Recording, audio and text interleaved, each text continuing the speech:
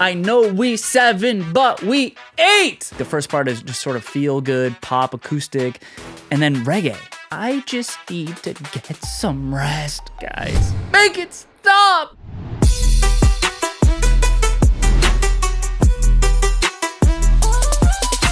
What's up, guys? We're back. My name's Alex Sinclair. This is Multi, a K-pop podcast where we talk about everything K-pop related, stuff that's interesting, that's going on in K-pop, stuff that I read in the comments. This is the place for us to hang out. And I'm super stoked to be back for another very, very exciting episode. This time, we are talking about BABYMONSTER. BABYMONSTER CHOOM, to be specific. Their brand new mini album that recently dropped, and there's so many cool things that I want to talk about. I want to dissect this album a little bit further than what we did in the reactions. I reacted on my YouTube channel to the full album, and I reacted to the music video, a dance performance.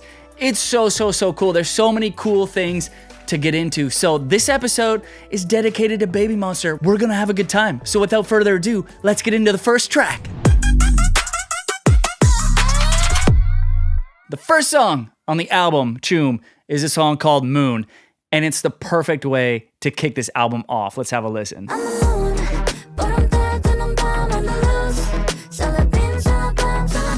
So we got that cool kind of groove. It's pretty heavy, but like not too heavy. A nice intro to the album. And there's a lot of really cool things going on with this song. First of all, after re-listening to it, I'm like, oh, wait a minute. What are they saying in that part? They're like, zalabim, zalabim, zalaboom. What is that? What does that mean? What is that?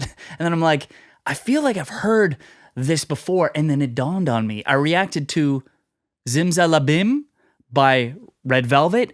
And Red Velvet has like a spellcastery kind of vibe. It's like spooky in a way and like mystical. So in keeping with that mysticism, Zalabim, Zimzalabim. That's the name of the track. And it's the same thing as this. So I looked it up to figure out what the heck that meant. And apparently, guys, this is pretty cool. Maybe some of you guys know this, but Zimzalabim, Zalaboom, maybe that whole thing is a phrase in kind of Scandinavian culture, Sweden, Norway. Basically means like abracadabra. It doesn't really mean anything. It's just like a spell kind of thing. Our version in the West of abracadabra for magic, they say, maybe they say both, but zimzalabim, zalaboom is more common over there, which I thought was really cool. I never heard of that. So basically BABYMONSTER is casting a spell at the beginning of the song, Moon, which actually Moon is kind of mystical too, so it fits that whole vibe. But now that we got that figured out, let's get into the production of the song, because there's some cool stuff. Later on in the song, there's this sort of triplet pattern. They're messing around with the amount of beats. Instead of 4, the song is in a 4/4 time signature, which is just like 1, 2, 3, 4. But we got some cool parts here where we're doing triplets, but there's 4 notes in the triplet. So within that 4 beats, those 4 counts in a bar, 1, 2, 3, 4, they're splitting it up like 1, 2, 3, 4, 1, 2, 3, 4, 1, 2, 3, 4. It's actually 3, well, actually 6. 1, 2, 3, 4, 5, 6, 1, 2, 3, 4, 5, 6. I can't even do it that fast, but you see that there's 6 counts that fit inside the 4 beats of the song. If that makes any sense, but to the ear, it sounds really cool. It sounds like ba-da-da-da, ba-da-da-da, ba-da-da-da, but it's actually 1, 2, 3, 4, 1, 2, 3, 4, but if you continue it, it's 6.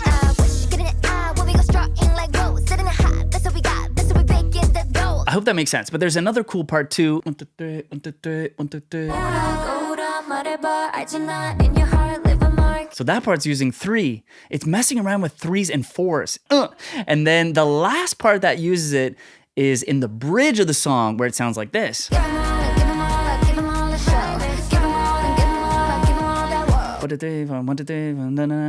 So it's really cool rhythms in this song, which I found really interesting writing-wise, production-wise. And the way that they incorporated those kinds of vocals with interesting rhythms into this production that's very heavy, kicks off the album right. You're like, oh yeah, I'm in the mood for some CHOOM, which is the next song. This song I can't get enough of. I saw in the comments to my reaction to the music video that some of you guys, a lot of you guys think that this is maybe their best title track. And you know what? I kind of agree. It's kind of crazy that I literally, before this album dropped, I didn't think that it would be possible to top the songs, the title track specifically, that they had put out previously, because they're just so good. But I should have known, guys. I should have known, because literally since the beginning, since like Sheesh, every title track has been better than the last. They keep improving. They keep adding more to their vocals, to the production. They're like maturing. The sound is maturing. They just keep getting better and better. And it's kind of crazy. So I should have known that this would be taken to another level that I didn't even know was possible. And I'm sure the next, guys, oh man, when the album comes out with Rami, I know we 7, but we 8. Yes! 100% she's going to be in the full album. Don't quote me on it, but I mean, guys, there's a super good chance. So that's very exciting. But okay, this song, let's have a little listen because it's crazy. Oh! Oh, wow! Watch out now. Oh! Okay, so many cool things going on. I love Ruka's deep voice in this. I literally can't get enough of it. And like the chorus comes in, it's so heavy, it's got a vibe. The choreography of this song is so good. It's definitely like Baby Monster signature type choreography. Obviously with the twerking and the knee thing. So good, guys, so good. And this is kind of fun too. In this chorus, it drops so heavy. It's so dancey. I love it. And there's also a little bit of like a Middle Eastern kind of sound. And I mentioned something about it sounding Egyptian. And one of you guys, I was reading the comments and talking to you in the comments. If you're watching this video, shout out. Somebody commented in, I think, the reaction for the performance video that, oh, I'm so glad you mentioned Egyptian. I'm Egyptian. I love this song so much. Also, how did you miss the ululation in this song after Ahyun's part? And I was like, what? I missed something? Because usually I'm pretty good at picking up these random little details that maybe some of you guys won't notice at first. So I was like, how did I miss that? What even is ululation? So I looked it up. Ululation. I think I'm pronouncing it correctly. Basically, it's a type of cry of joy, ritualistic kind of, a couple of different cultures. There's a whole cool history about it that I was looking into. And if you guys have time, definitely look that up too. It's super cool. But basically, it's that kind of high-pitched sound, kind of vibratoing, like with the tongue, you make it move. It sounds crazy. I tested it out on my own time. I'm not going to do it for you guys because it didn't sound very good when I did it at all. But I'll play the part in the song and see if you can pick it up. It's like pretty subtle, but you guys picked up on it. Check this out.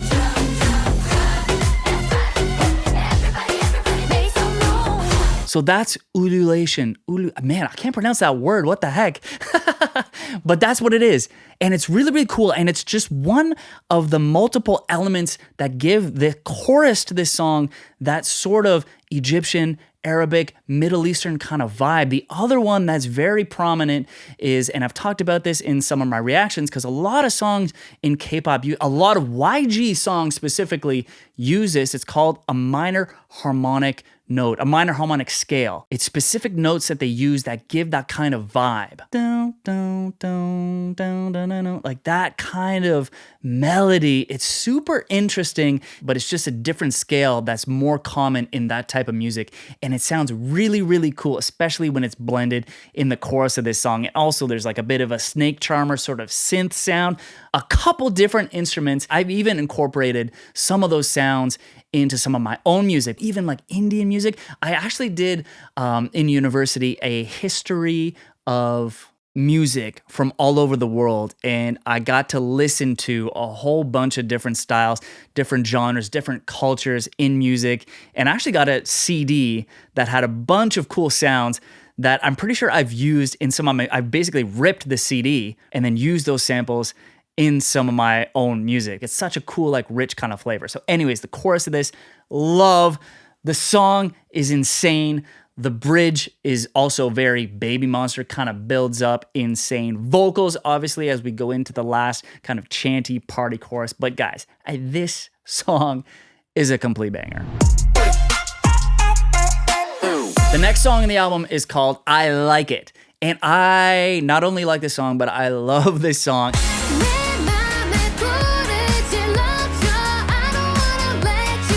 It's very feel good. The beginning is like very happy, I don't know. It just makes me feel good. Does it make you guys feel good too? Let me know in the comments. But it's a very fun, major scale type of song. It's kind of nostalgic in a way too. And the interesting thing about this song is in the second verse, Baby Monster surprises us again. This time with a very clear reggae section within the song. It's a kind of love, got me thunderstruck, I can get enough of you. Completely unexpected. It doesn't usually go, well, it doesn't at all go with the beginning part. Like I've never heard those two genres combined. Like the first part is just sort of feel good, pop, acoustic, and then reggae. When I recorded the reaction to the full album, it was 4:30 a.m. when I woke up, 5 a.m. when I was reacting, and I said reggaeton instead of reggae. Also because like reggaeton is so fun to say. Just try it. If you guys can roll your R's, reggaeton. How fun is that? So anyways, I meant reggae, which is this kind of slowed down, offbeat kind of pattern. The accent is on the offbeat, which is really cool, and it kind of has that laid back feel. And reggae originated in Jamaica in like the 60s, I think. It's been around for a while, so it's really cool that they're bringing this back in a song, completely unexpected. But it just got me onto the track of thinking about these different genres, because there's a couple of them that are similar. So we got reggae.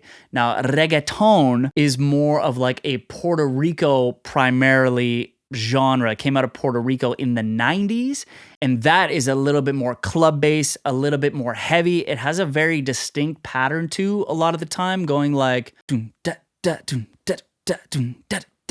which is super cool. But I gotta be honest with you guys, I have a love-hate relationship with reggaeton. Why? Let me take you back to Miami 2022, something like that. I was down there for a friend of mine's bachelor party, and it was a super, super good time. But the last night of the trip, we had to catch a plane super early in the morning the next day.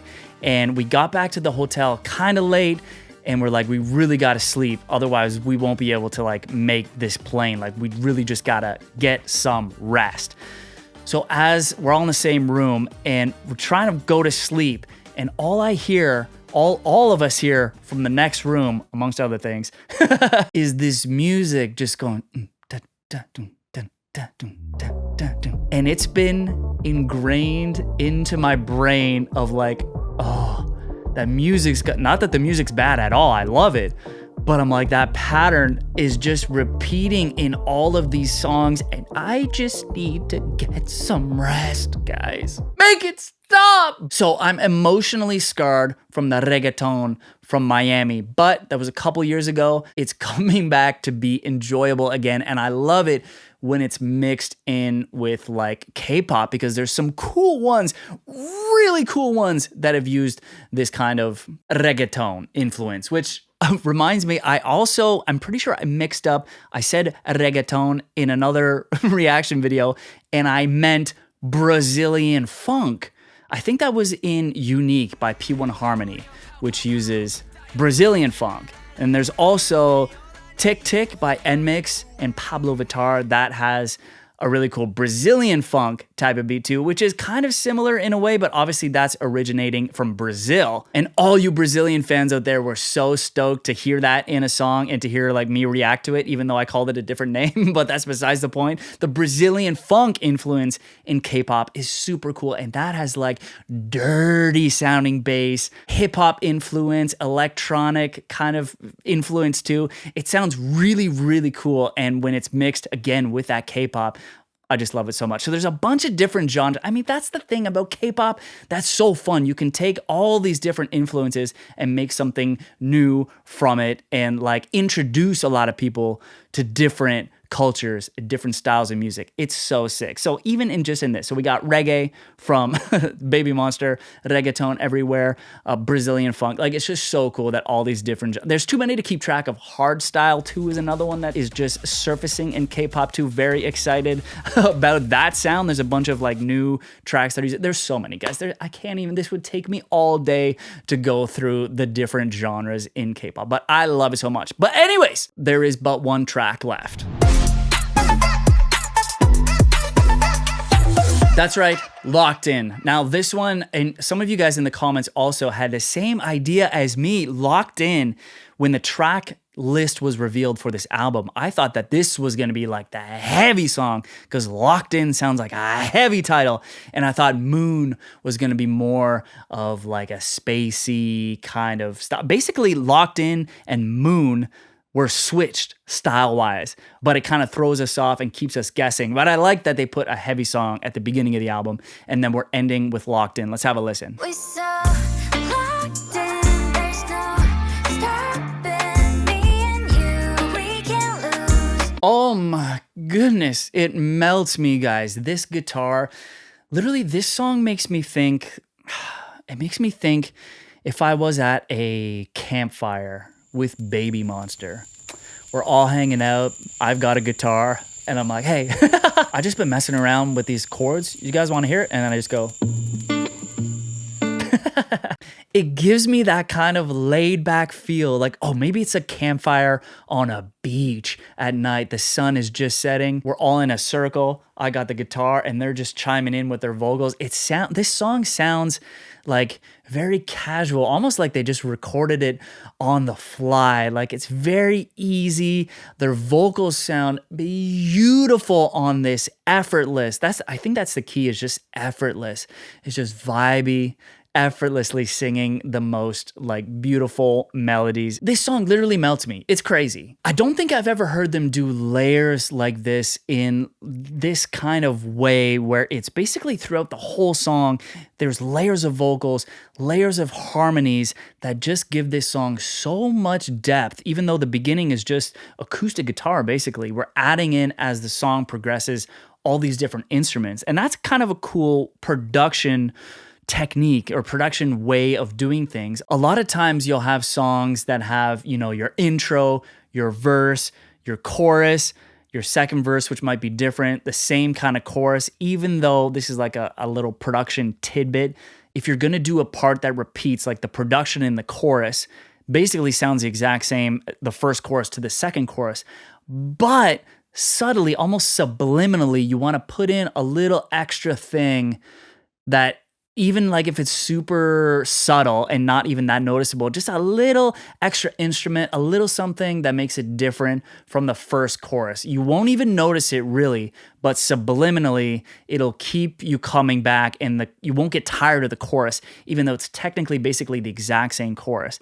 But in essence, those kinds of songs, which are, I would say, like 80, 90% of the songs, have all the instruments presented in the first part of the song, intro, verse, chorus. That's the core of the production. But in a song like this that builds, is very different and actually harder to mix and master, because the volume, the intensity is kind of changing. So from the beginning, with just the acoustic guitar, we build in this song. We're adding in drums, we're adding in rap, we're adding in percussion, instruments, synths, and by the end of it, it sounds like this.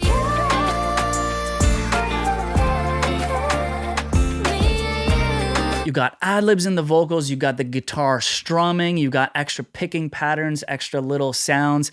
It's a build, which is a really nice feeling. It's very satisfying. And in this type of song, the choruses are very different from the choruses that came before it, because we're building and building. But unfortunately in this, we're building and it feels amazing, but then it's the end of the album.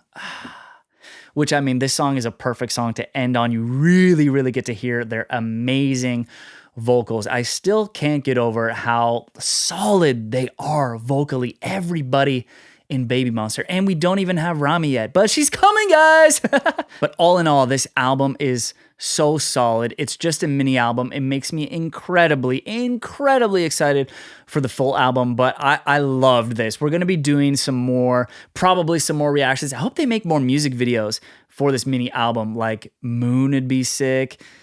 Literally, if they made a music video for all the songs, I'd be so happy. But they got live stages too that we're going to be reacting to on the Patreon, so check that out if you haven't checked that out yet. But basically what I'm trying to say is I love Baby Monster. That's it. I love Baby Monster. Monsties in the house. Guys, this has been a very fun episode for me to do, to really kind of dissect a little bit deeper than we do in the reactions and see some of the hidden production techniques and like fun stuff that they put in to these songs, because Baby Monster puts so much work in YG into their songs, their production, the full package, the choreography too. Like, it's a whole other thing. The visuals, the music videos, it all looks amazing. And I cannot understand how they keep topping themselves every single time. So all I can say is the full album is going to be incredible. Mark my words. But for now, guys, let me know in the comments below whether you're listening to this on Spotify, Apple Music, whatever it is, or if you're watching the video version of this on YouTube. Let me know in the comments what you want me to check out next in the podcast. If there's a burning question that you have for me, if there's a discussion topic that you want me to dive into, let me know in the comments. We'll have a cool convo down there. You guys are amazing. By the way, we're almost at 100,000 subscribers on YouTube. It's crazy. We're gonna have a party. We gotta do like a live stream or something. And if you guys saw that announcement too on YouTube, that I am dropping my cover music video and song for Sorry Answer by Super Junior. That's gonna be pretty insane. So make sure you're subscribed. And guys, thank you so much for listening, for watching this episode of Multi, a K-pop podcast. I hope you have an amazing rest of your day, rest of your night. Whenever you're listening to this, send me a comment down below and say hi. I will say hi back. And you guys are the best. We'll see you in the next one. Sheesh!